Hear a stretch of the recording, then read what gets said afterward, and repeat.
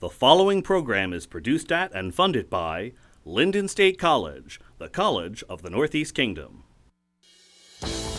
On News 7 tonight. We'll be bringing you the latest information on the murder trial of Alan Prue. A wood splitter that caught on fire in the woods today caused a massive explosion. It's the latest in the battle against drugs. A woman found drunk and high in a Family Dollar. This is News 7. Live from the Vermont Center for Community Journalism, this is News 7 at 5:30. The jury in the Alan Prue murder trial is now in deliberation over the verdict. Good evening, I'm Dan Weiner. And I'm John Kazar. News 7 reporter Camille DeLongis joins us live from Burlington to tell us what the jury heard earlier today. Camille. Thank you, Dan and John. That's right. I'm here live in the courthouse where the jury is still deliberating the fate of Alan Prue. This comes after prosecutors and the defense gave their closing statements about who is responsible for the murder of Melissa Jenkins. Melissa, if you can hear me, I'm terribly sorry. You didn't deserve that. You're a nice person. You deserve to live a long life, watch your baby grow up. Just terribly sorry I did this to you, Melissa. That was a piece of the 7-hour interrogation between Alan Prue and investigators that the prosecution played during their closing arguments today. The prosecution took about 1 hour to close out their case and reiterate several points to the jury. The evidence points to both of them being there and fully participating. The evidence points to a planned scheme to lure Melissa Jenkins out of her home on a Sunday evening with her 2.5-year-old son in tow to a remote area on Goss Hollow Road in order to kidnap her to get a girl. The jury then heard the closing statements from the defense. The defense argues that Alan Prue did not kill Melissa Jenkins, but it was his wife, Patricia Prue. Patricia Prue killed Melissa Jenkins. She beat her savagely, she stun-gunned her, and she strangled her to death. Alan Prue didn't plan to kill her. He didn't agree to kill her. He didn't assist her in doing it. After the defense's arguments, we heard one last appeal from prosecutor, and she said since both of the Prues were there, they are both responsible. And when the jury reaches a verdict, we will be sure to bring you that information. Reporting for the Vermont Center for Community Journalism, I'm Camille DeLongis, live in Burlington.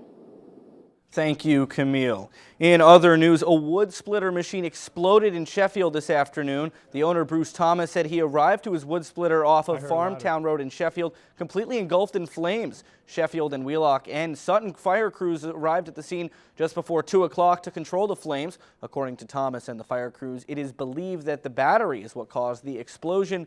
Nearby neighbors say they heard and felt the explosion from over 1.5 miles away.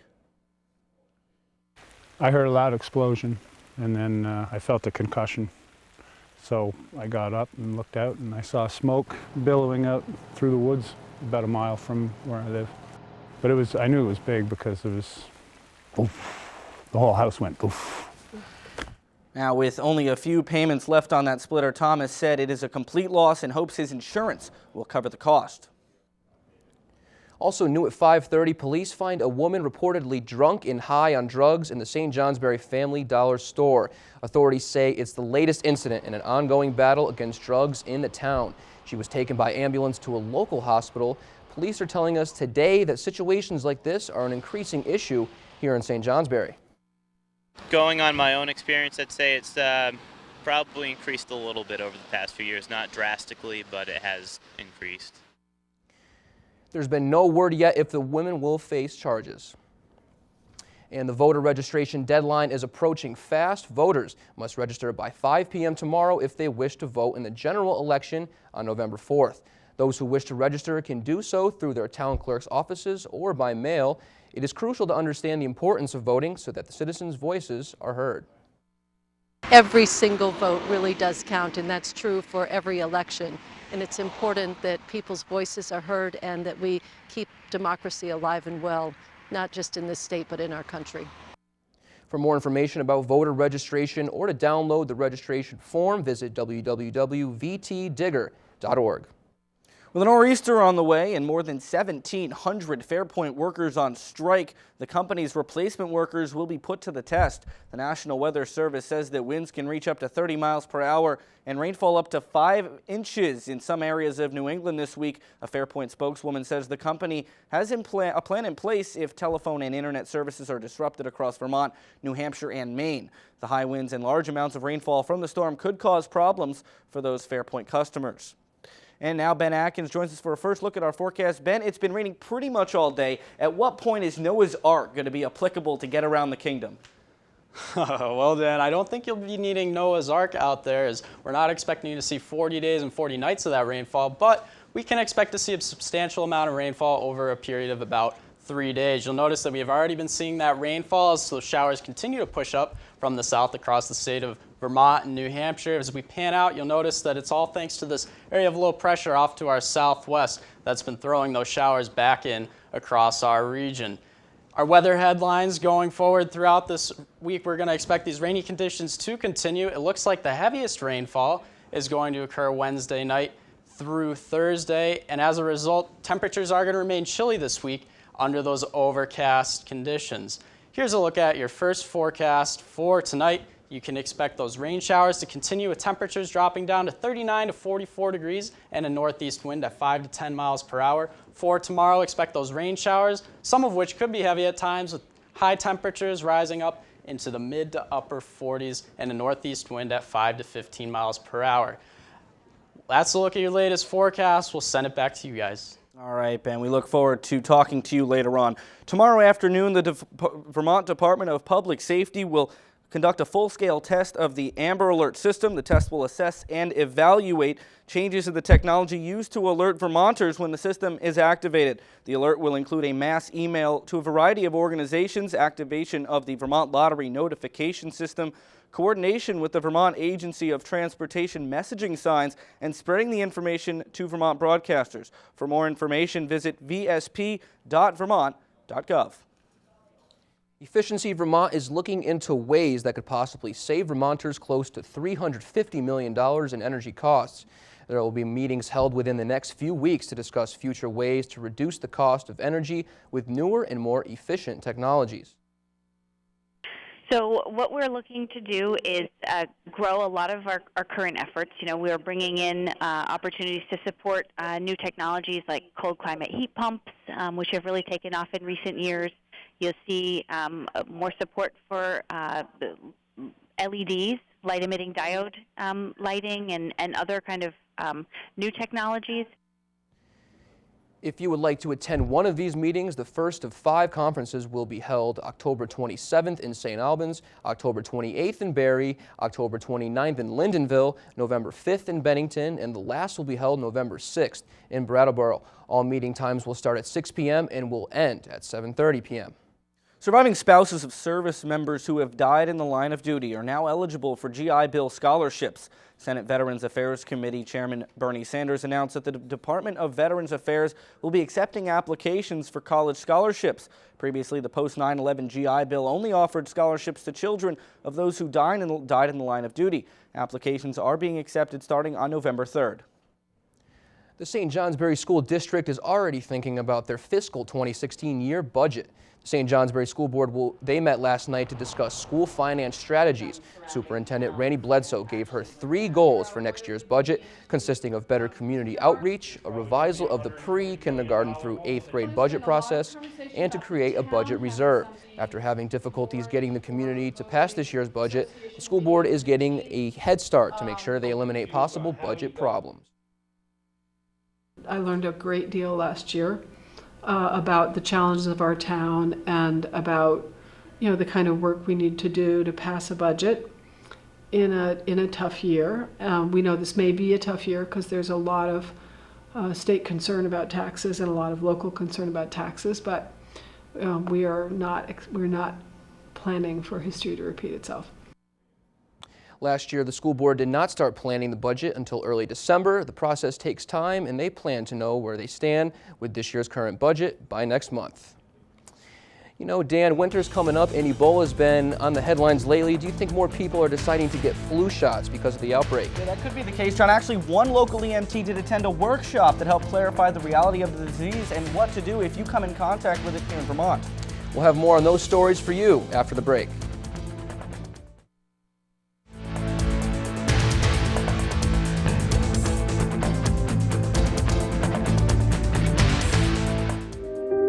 Here's to the things that can keep us safe. Those we use all the time with hardly a thought. Those that are silently standing by to save our lives.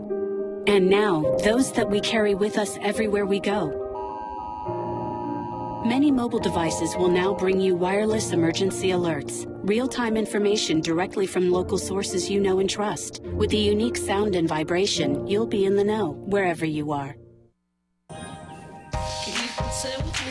Imagine what you'd see if every child had a book to read. So the mission is for us to get a book to each and every child. So let's join hands, book people unite. Unearth hidden passion. So mama, have a good time. One book reads one thing helps to change a life. People unite. Read to a child today and spark a lifetime of ambition. I don't know what's happening. Start a new chat. What did I do? Okay. Wow. It's so weird. Hey! Hi! Oh my gosh. Hi! God, I don't even know what to say right now. I'm so nervous. Gia, you're so big. Come closer to the camera. Wait, now you're in my face. That was so good.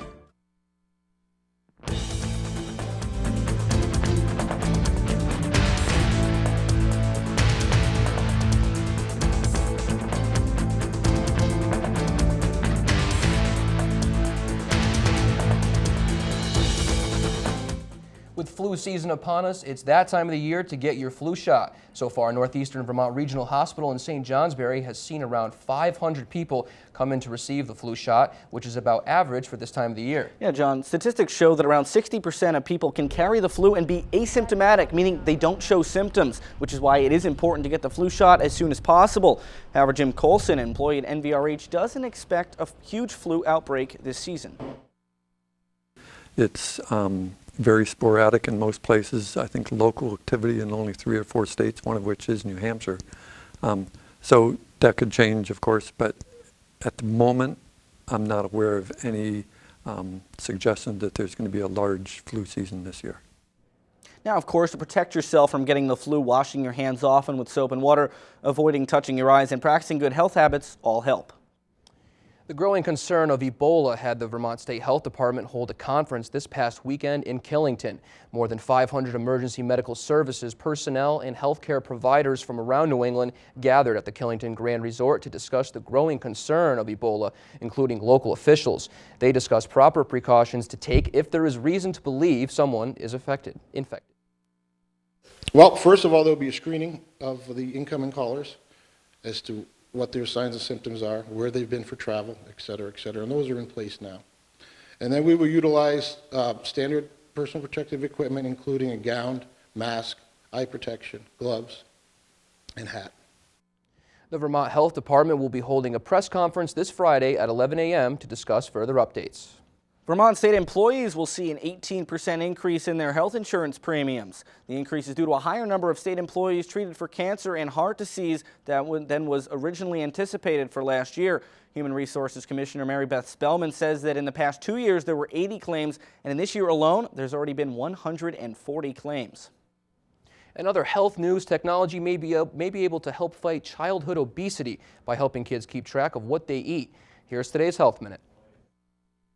Weight loss apps may offer help for children battling their weight. The Sanchez family says that was the case with their daughter, Alana. You try everything as a mom to make them healthy eating. We watched our portions, but she still seemed to increase in weight. They found a weight loss app that groups foods as either red, yellow, or green. Children are taught to reduce the unhealthy red light foods over time. I switched to smaller plates.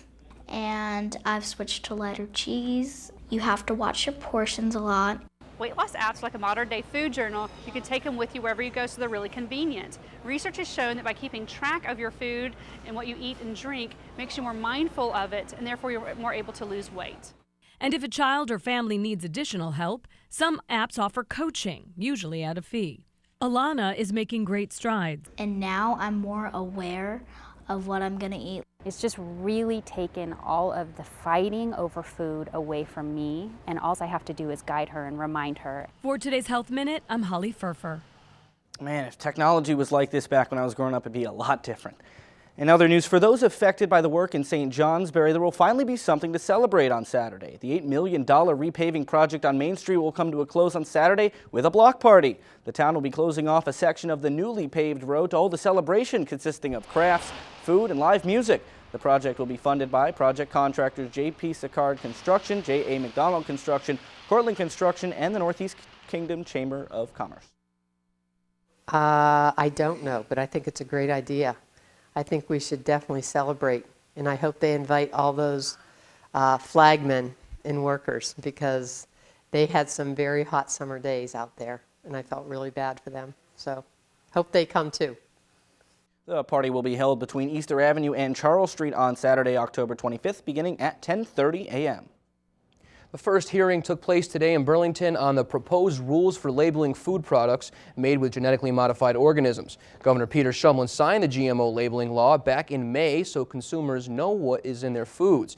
But groups like the Grocery Manufacturer Association say that GMO foods are safe and they are fighting back. The second hearing will be held tomorrow in Montpelier and the third on Friday in Brattleboro. And if you have extra jars of peanut butter and jelly, there are different places you can bring them into town. Yeah, John, and those jars will actually help one local nonprofit reach their goal. But first, Ben, I'd like to know more about this nor'easter heading our way. Yeah, that's right, guys. We do have our first nor'easter for this cool weather season on the way. What I can tell you is that temperatures are going to be warm enough to support all rain.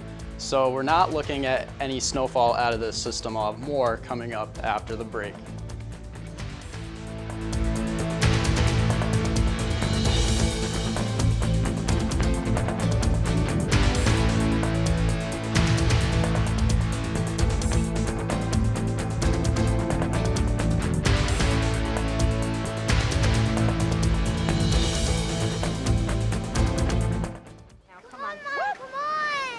I know, 2 seconds. Hang on, just stand still. Stand still, though. 1 second.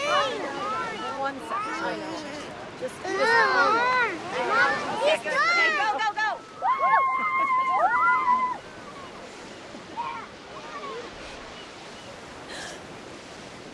No. Boys, hang on, boys. You don't have to be perfect to be a perfect parent. There are thousands of children in foster care who will take you just as you are.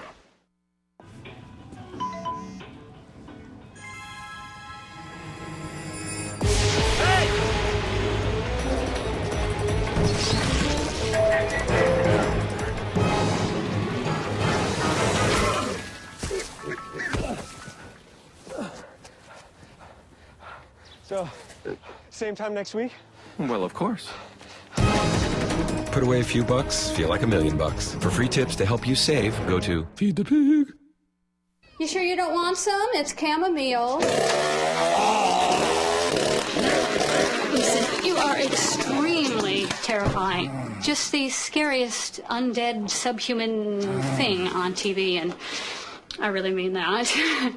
But I am worried that you could give my kids nightmares if they see you, so I'm gonna have to block you. So that's it. Oh, and tell the zombies they're blocked too.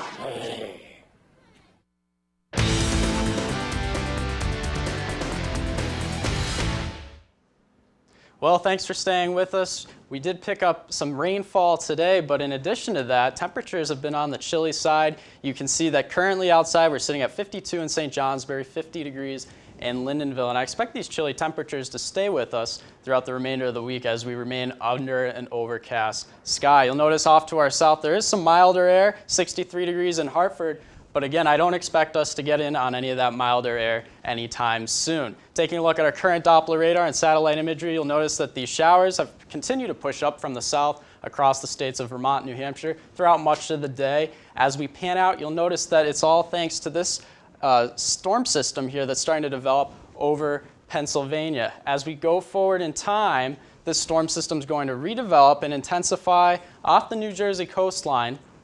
But you'll notice that as we head forward into the day on Thursday, this storm system really not going to be moving a whole lot as it remains off the southern New England coastline.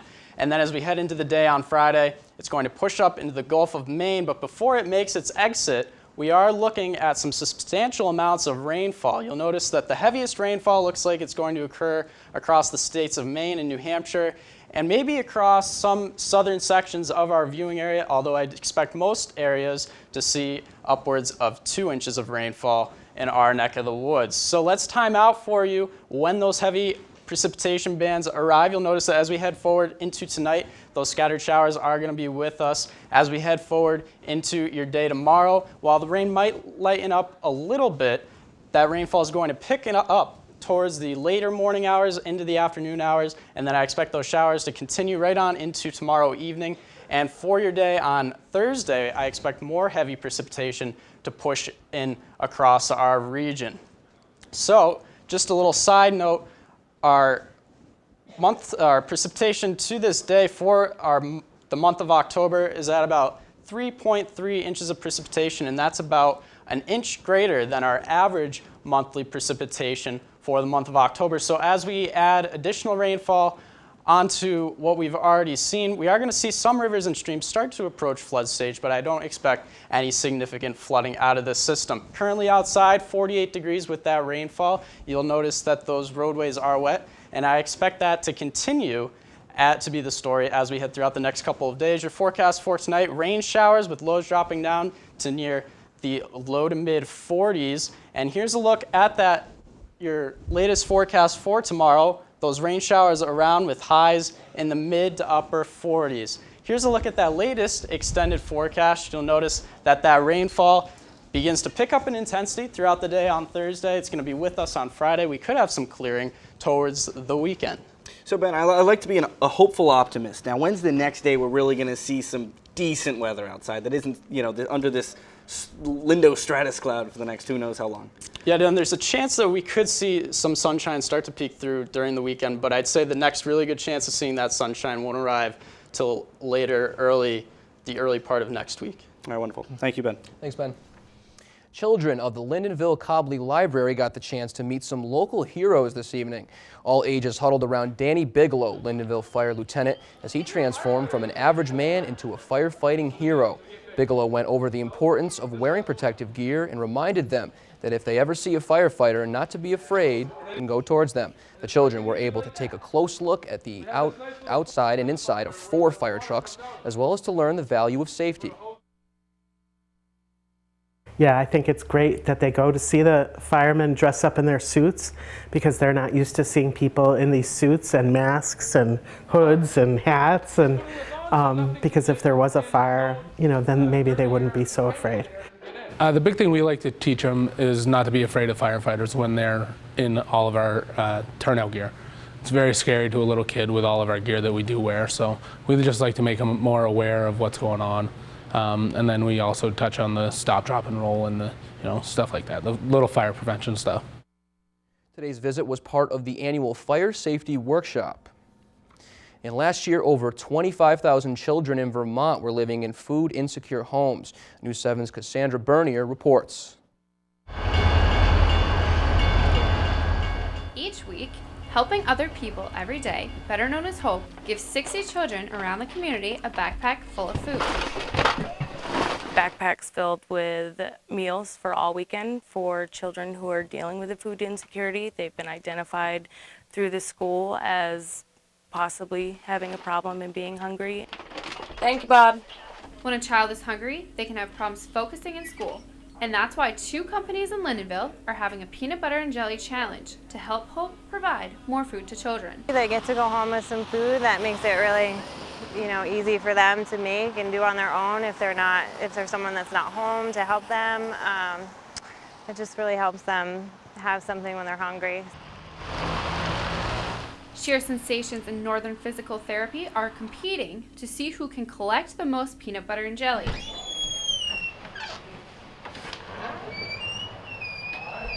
Their goal is to receive more than 1,500 jars to beat the amount raised last year. We have a community that sees what is needed and that they're really pushing to help. It means a lot that other people are going out on a limb to make sure that children have what they need to get through a weekend. It's not just through a weekend, it's for their overall health. Even though the drive this month is for peanut butter and jelly, Hope always accepts non-perishable food to help their backpack program. Reporting for the Vermont Center for Community Journalism, I'm Cassandra Bernier in Lyndonville. Sheer Sensations in Northern Vermont Physical Therapy will be collecting jars of peanut butter and jelly until the end of the month. And with all the rain planned to come in today, let's hope our local teams will still be able to make it on the field, Dan. Yeah, well, John, let's hope so. I mean, we do have a big night tonight for a lot of our local boys soccer teams, with 2 of them playoff implications. We'll have all that with News 7 Sports coming up next. Take my hand and start a brand new day. And together as one we'll start to see some change. Underneath everything we are, underneath everything we do, we are all people, connected, interdependent, united. And when we reach out a hand to one, we can influence the condition of all. That's what it means to live united.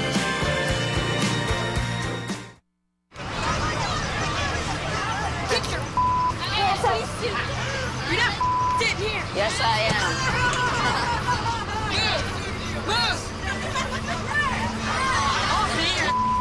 Give it to him hard. No. Every day, kids witness bullying. Why are you stabbing me with it? No. They want to help, Ow. but don't know how. Teach your kids how to be more than a bystander. Visit stopbullying.gov. The next 30 seconds can save you a lot of money. Just do your laundry in cold and stick to full loads. Auto-sleep your computers. Plug your gadgets in a power strip and switch it off when you're done. Headed out? Turn back your thermostat by 10 degrees. And drive sensibly. The more energy you save, the more money you save. Find other great tips at energysaver.gov.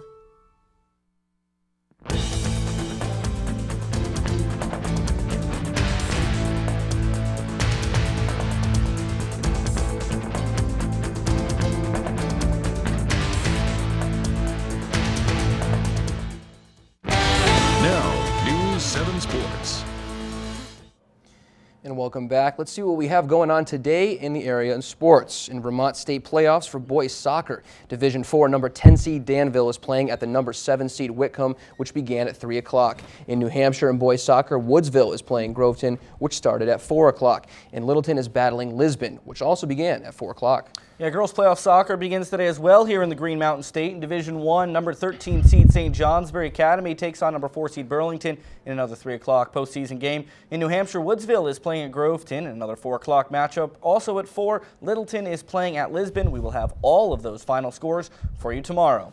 Now Ben Atkins joins us with a final look at our rainy forecast. Take it away, Ben. Yeah, that's right, guys. We saw that rainfall throughout much of today, on and off. Let's take a look at our forecast for the overnight hours. You can see that rainfall is going to be around, and it could be heavy at times across sections of the viewing area.